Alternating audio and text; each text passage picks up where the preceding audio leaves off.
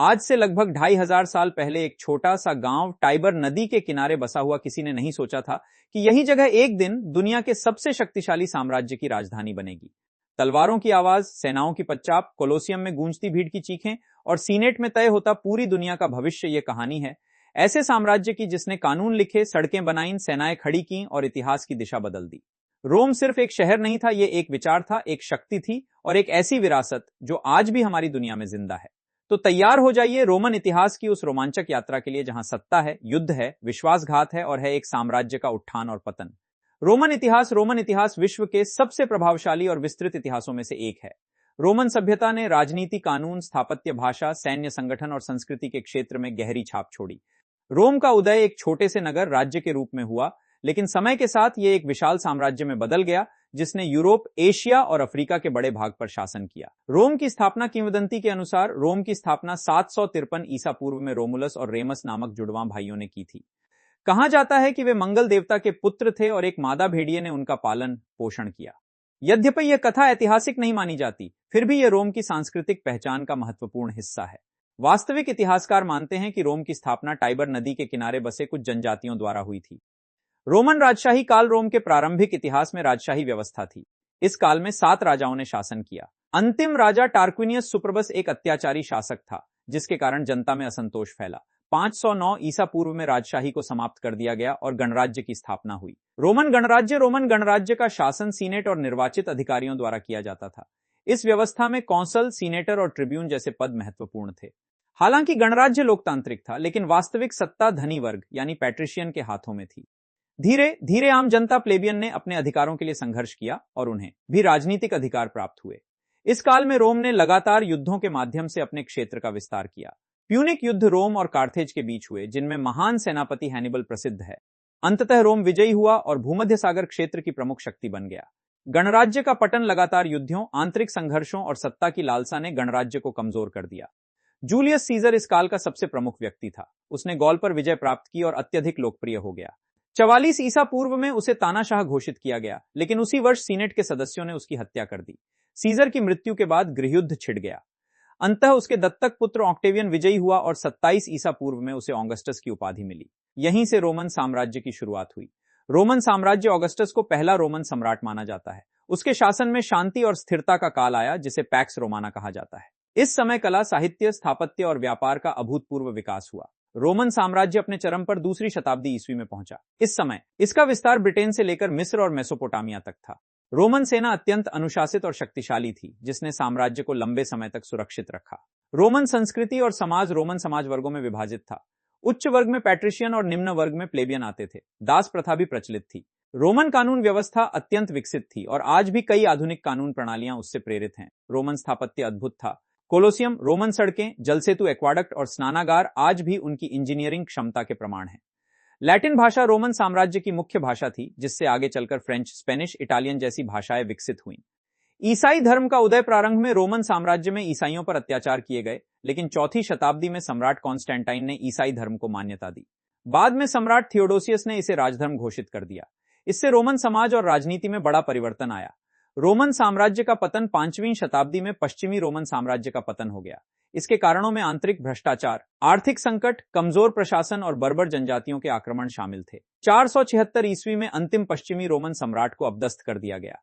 हालांकि पूर्वी रोमन साम्राज्य, जिसे बाइजेंटाइन साम्राज्य कहा जाता है, लगभग 1000 वर्षों तक अस्तित्व में रहा और 1453 ईस्वी में कॉन्स्टेंटिनोपल के पतन के साथ समाप्त हुआ। रोमन इतिहास मानव सभ्यता के विकास में एक महत्वपूर्ण अध्याय है।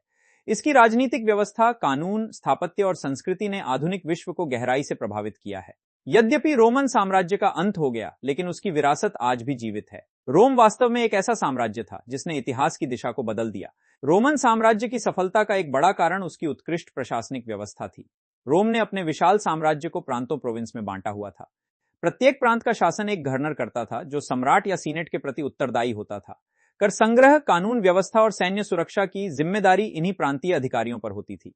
रोमन प्रशासन में कानून का अत्यंत महत्व था। कानून के समक्ष सभी समान हैं की अवधारणा रोमन सभ्यता से ही विकसित हुई। रोमन लॉ आज भी यूरोप और दुनिया के कई देशों की न्याय व्यवस्था की नींव है।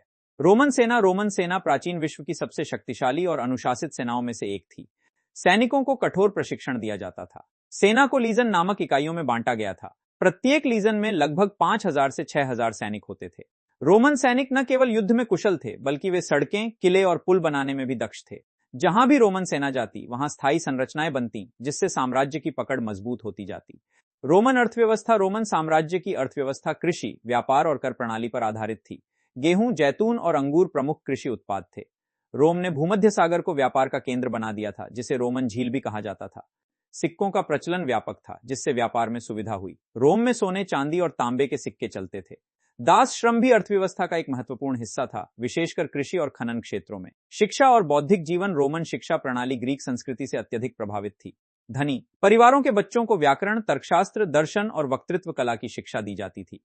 सिसेरो, सेनेका और मार्कस ऑरेलियस जैसे विचारकों ने रोमन दर्शन को समृद्ध किया। इतिहास लेखन में लिवी और टैसिटस जैसे इतिहासकारों का महत्वपूर्ण योगदान रहा। इनके लेखन से हमें रोमन राजनीति, समाज और नैतिक मूल्यों की गहरी जानकारी मिलती है। रोमन धर्म और विश्वास प्रारंभिक रोमन धर्म बहुदेवादी था। वे जुपिटर, मार्स, वीनस और जूनो जैसे देवताओं की पूजा करते थे। रोमन धर्म व्यावहारिक था और राज्य से गहराई से जुड़ा हुआ था। सम्राटों को भी देवतुल्य माना जाने लगा, जिसे सम्राट पूजा कहा जाता था। इससे सम्राट की सत्ता को धार्मिक वैभवता मिलती थी। बाद में ईसाई धर्म के प्रसार ने इस व्यवस्था को बदल दिया।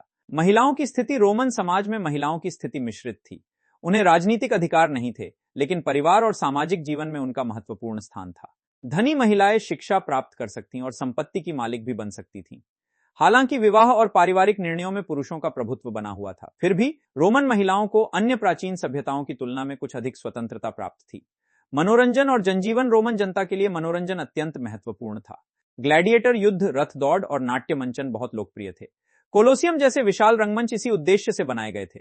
रोमन शासक जनता को खुश रखने के लिए ब्रेड एंड सर्कस की नीति अपनाते थे, अर्थात मुफ्त अनाज और मनोरंजन। इससे जनता राजनीतिक मुद्दों से दूर रहती थी।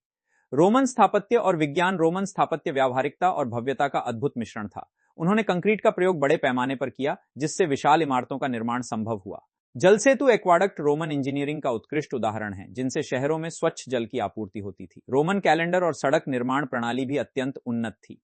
बाइजेंटाइन साम्राज्य की भूमिका पूर्वी रोमन साम्राज्य, जिसे बाइजेंटाइन साम्राज्य कहा जाता है, ने रोमन परंपराओं को लंबे समय तक जीवित रखा। सम्राट जस्टिनियन ने रोमन कानूनों का संकलन करवाया, जिसे कोडेक्स जस्टिनियनस कहा जाता है। इस साम्राज्य ने ग्रीक संस्कृति और ईसाई धर्म को संरक्षित किया, जिससे मध्ययुगीन यूरोप को बौद्धिक आधार मिला। रोम की विरासत आज भी रोमन सभ्यता की विरासत स्पष्ट रूप से देखी जा सकती है। आधुनिक लोकतंत्र, सीनेट प्रणाली, कानून, शहरी नियोजन और वास्तुकला पर रोम का गहरा प्रभाव है। सभी सड़कें रोम को जाती हैं, यह कहावत रोमन प्रभाव की व्यापकता को दर्शाती है। रोम केवल एक साम्राज्य नहीं था, बल्कि एक ऐसी सभ्यता थी जिसने मानव इतिहास को नई दिशा दी। रोमन इतिहास उत्थान और पतन की कहानी है, शक्ति और कमजोरियों की कहानी है।